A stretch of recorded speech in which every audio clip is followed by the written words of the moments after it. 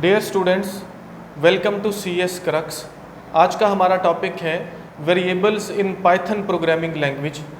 आज की इस वीडियो में हमें सबसे पहले वेरिएबल्स के बेसिक कॉन्सेप्ट्स को समझना है। फिर हमें ये देखना है कि पाइथन प्रोग्रामिंग लैंग्वेज में हम वेरिएबल्स कैसे बना सकते हैं, और उसके साथ साथ जो रूल्स हैं पाइथन प्रोग्रामिंग लैंग्वेज में वेरिएबल के नाम को रखने के लिए, उन रूल्स को हमें देखना है। और फाइनली हम प्रैक्टिकली वीएस कोड में हमारे कंप्यूटर सिस्टम में प्रैक्टिस करेंगे वेरिएबल के लिए, वेरिएबल को बनाना सीखेंगे। और जितने भी कॉन्सेप्ट्स हैं, जो प्रैक्टिस क्वेश्चंस हैं वेरिएबल को लेकर, वो सभी हम प्रैक्टिकली परफॉर्म करेंगे आज की इस वीडियो में। तो स्टार्ट करते हैं। स्टार्ट करने से पहले चैनल को सब्सक्राइब ज़रूर कर दीजिए, वीडियो को लाइक और शेयर ज़रूर कर दीजिए। सबसे पहले हम वेरिएबल की डेफिनेशन को अगर देखें तो डेफिनेशन ये कहती है कि variable is a named storage location in memory. Memory में वेरिएबल बेसिकली स्टोरेज लोकेशन है दैट होल्ड्स अ वैल्यू, जो एक वैल्यू को होल्ड करती है, that can be changed during program execution, जो प्रोग्राम एग्जीक्यूशन में चेंज हो सकती है। यानी कि हमारी मेमोरी में स्टोरेज लोकेशन है जिसका कोई नाम है, उसको हम वेरिएबल बोलते हैं। और उस स्टोरेज लोकेशन में हम वैल्यू को होल्ड करवाते हैं, और प्रोग्राम की एग्जीक्यूशन के दौरान वो जो वैल्यू है वो चेंज हो सकती है, इसीलिए इसका नाम वेरिएबल है। वेरिएबल का मतलब ये होता है वेरी करना, जो कि चेंज हो सकती है चीज़। अब पूरे कॉन्सेप्ट को, इस डेफिनेशन को हम ज़्यादा सिंप्लीफाई करके हम प्रैक्टिकली इसको समझने की कोशिश करते हैं। अगर हम मेमोरी को देखें तो हमारे सिस्टम में जो मेमोरी है उसके अंदर नंबर ऑफ सेल्स होते हैं, या आप बोल सकते हैं उसके अंदर स्टोरेज लोकेशंस होती हैं। हुआ कुछ यूँ कि मैं पाइथन प्रोग्रामिंग में जब एक वेरिएबल बनाता हूँ, फॉर एग्जांपल मैं वेरिएबल बनाता हूँ मार्क्स के नाम से। मैंने ऐसे लिखा मार्क्स इज इक्वल टू 45। जैसे ही मैंने लिखा मार्क्स इज इक्वल टू 45, इसका मतलब ये है कि हमारे पाइथन को, जो प्रोग्रामिंग लैंग्वेज है, उसको ये पता चल गया कि यहाँ पर एक वेरिएबल है जिसका नाम है मार्क्स, और उसके अंदर वैल्यू हमने रखवानी है 45। अब वेरिएबल क्या है?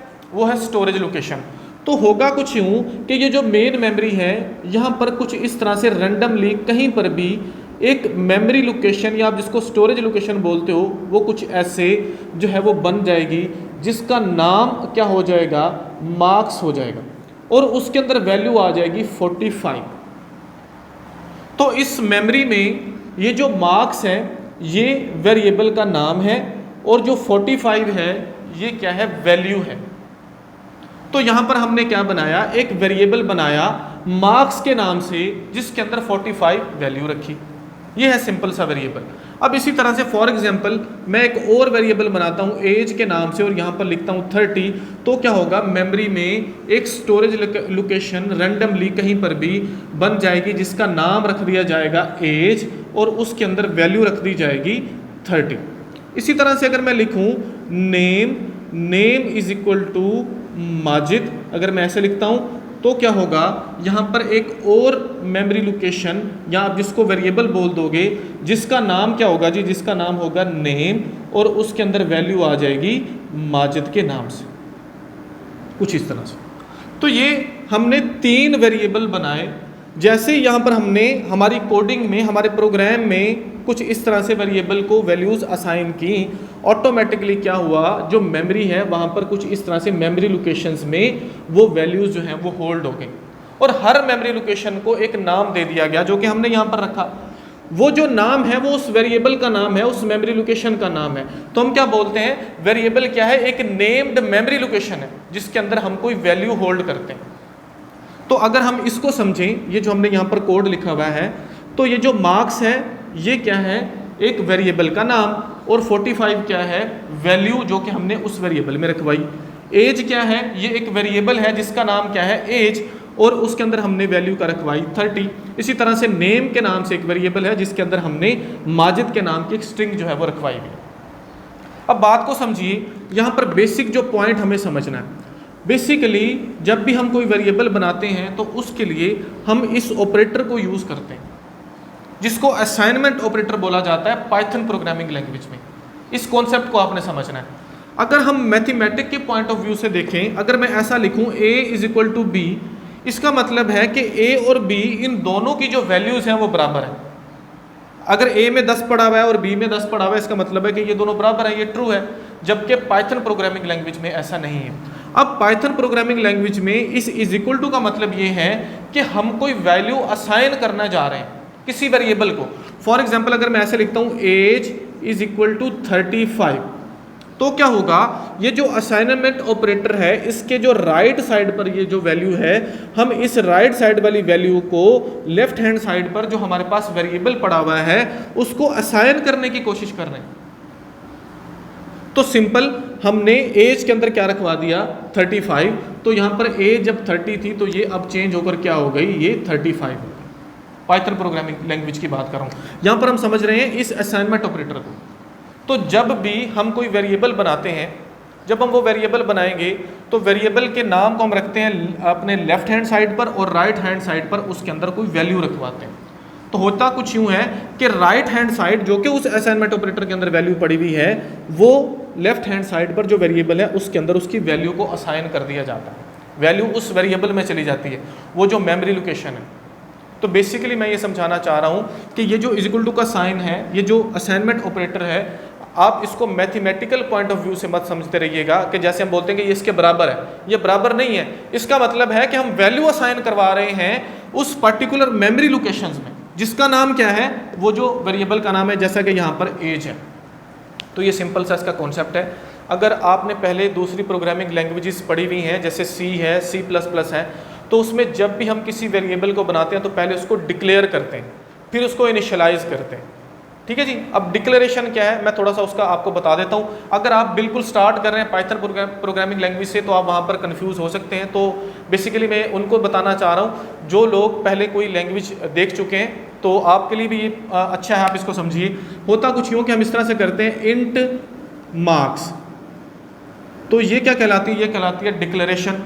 फिर हम क्या करते हैं, वो जो मार्क्स को हमने डिक्लेयर कर दिया उसके अंदर हम कोई वैल्यू रखवा देते हैं, तो इसको हम बोलते हैं इनिशियलाइजेशन। तो हम सबसे पहले किसी भी वेरिएबल को पहले डिक्लेयर करवाते थे दूसरी लैंग्वेजेस में, यानी कि हम उसका कोई नाम रखते थे। नाम रखने के बाद हम उसकी जो डाटा टाइप है वो बताते थे कि इसके अंदर जो वैल्यू है वो कौन सी होगी। फिर हम क्या करते थे जी, उसको वैल्यू असाइन कर देते, जिसको इनिशियलाइजेशन बोला जाता था। जबकि पाइथन प्रोग्रामिंग लैंग्वेज में ऐसा बिल्कुल नहीं है। सिंपल आपको वेरिएबल का नाम रखना है, इज इक्वल टू का साइन लगाना है, और जो भी वैल्यू आप वहाँ पर रखवाना चाहते हो आप वो उसमें रखवा दोगे, जिसमें आपकी इनिशियलाइजेशन भी हो जाती है और जो डिक्लेरेशन है वो भी ऑटोमेटिकली पता चल जाता है पाइथन को कि यहाँ पर उसने एक, जो भी बना रहा है प्रोग्राम, उसने एक वेरिएबल बनाया मार्क्स के नाम से, जिसके अंदर 45 वैल्यू रखवाई जाएगी। अब सबसे इंपॉर्टेंट बात जो इस पाइथन प्रोग्रामिंग लैंग्वेज में वेरिएबल को लेकर हमें पता होनी चाहिए, वो ये है कि अगर हमने वेरिएबल का नाम रखना है तो हम नाम कैसे रखेंगे। ऐसा नहीं है कि कोई भी हम कैरेक्टर्स लगाकर उसका नाम रख दें।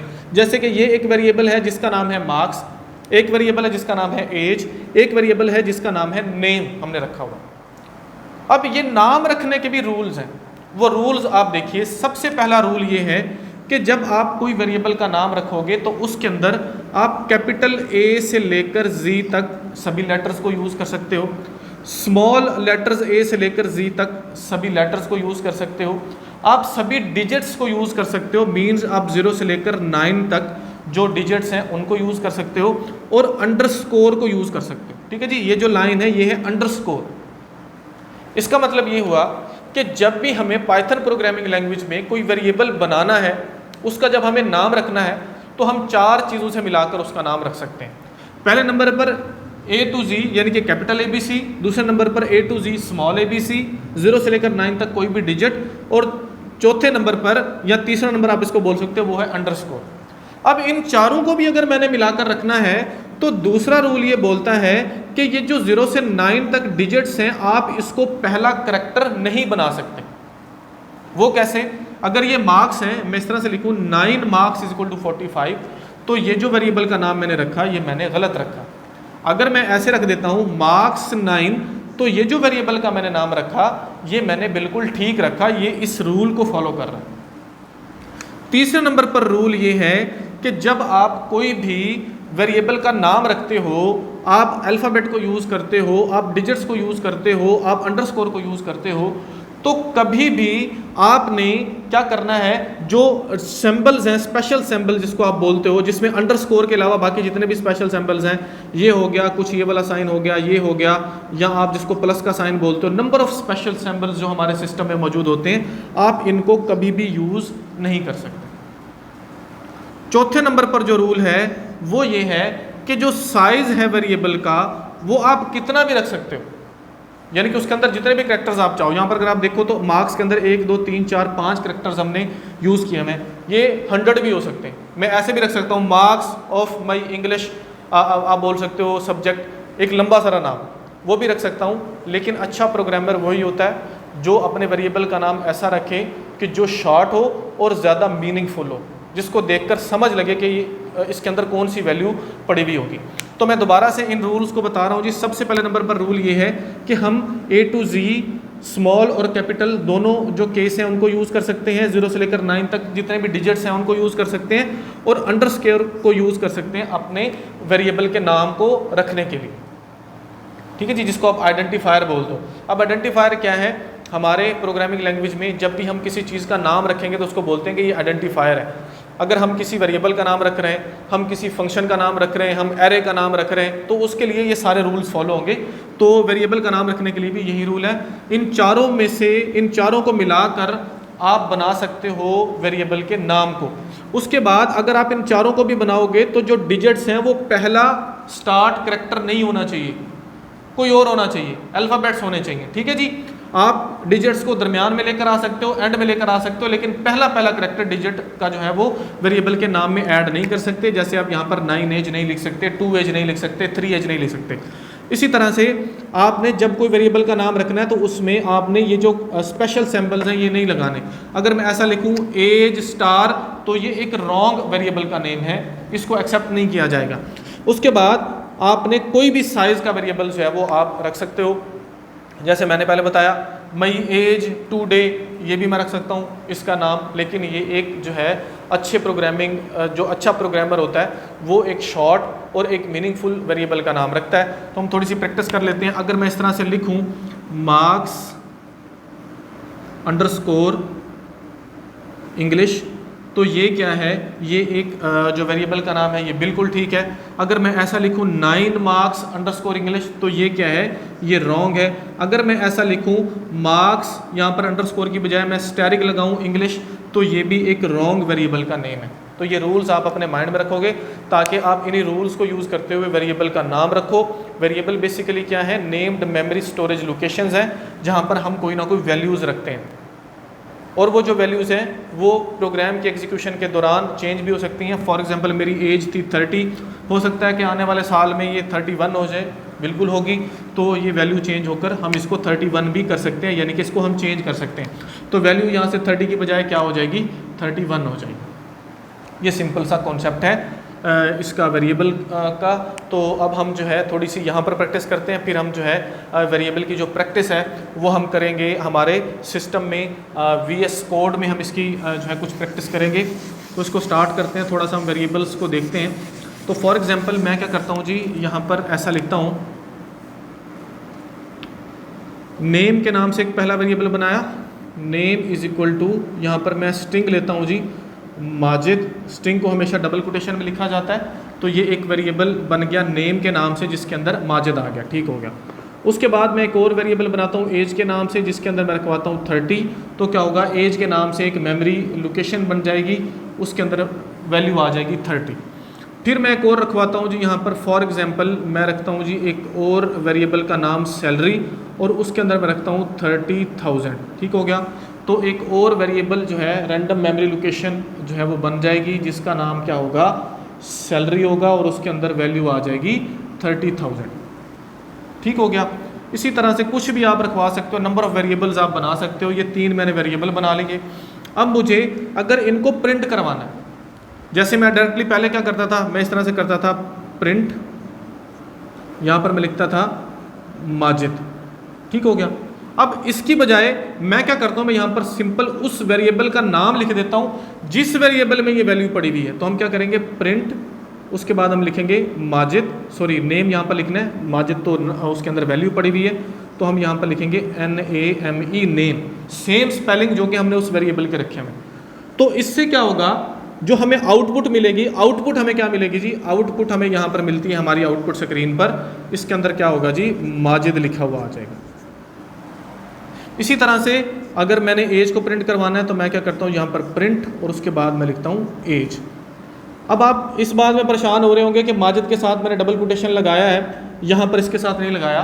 तो हमेशा जहाँ पर हम स्ट्रिंग यूज़ कर रहे होते हैं, यानी कि बहुत सारे करैक्टर्स जब मिलकर मिलते हैं, जो मिलकर बनते हैं, वो चीज़ जिसको हमने एज इट इज़ वैसा का वैसा प्रिंट करवाना है, उसको हम डबल कोट्स में लिखते हैं, जिसको स्ट्रिंग बोला जाता है।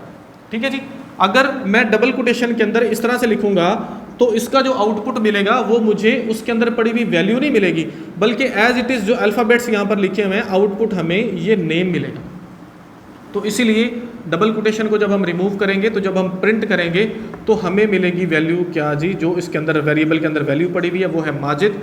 एज के अंदर वैल्यू क्या पड़ी हुई है, 30। और इसी तरह से अगर मैं प्रिंट करूँगा सैलरी को तो हमें क्या वैल्यू मिलेगी, 30,000।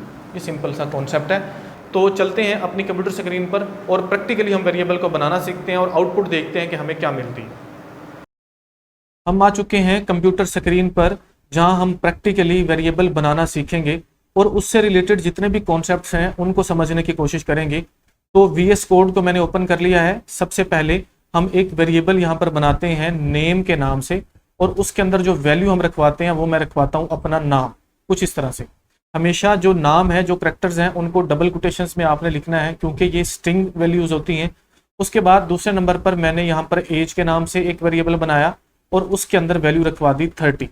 इसी तरह से एक और वेरिएबल मैं यहाँ पर बनाता हूँ सैलरी के नाम से, और उसके अंदर मैं वैल्यू रखवा देता हूँ इक्वल टू का साइन लगाने के बाद 30,000। ये जो इक्वल टू का साइन है ये है असाइनमेंट ऑपरेटर। और इसी तरह से फोर्थ नंबर पर हम एक और जो है वो वेरिएबल बनाते हैं प्राइस के नाम से, और इसके अंदर वैल्यू असाइन करवाते हैं 23.32।